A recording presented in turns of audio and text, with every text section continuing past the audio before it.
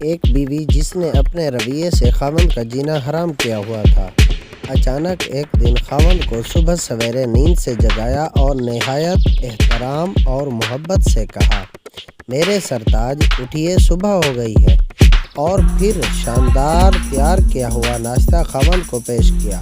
خاوند بیوی کے بدلتے رویے پر حیرت زدہ ہوا اور سہمے ہوئے پوچھ لیا، آج کیا ہو گیا ہے تمہیں؟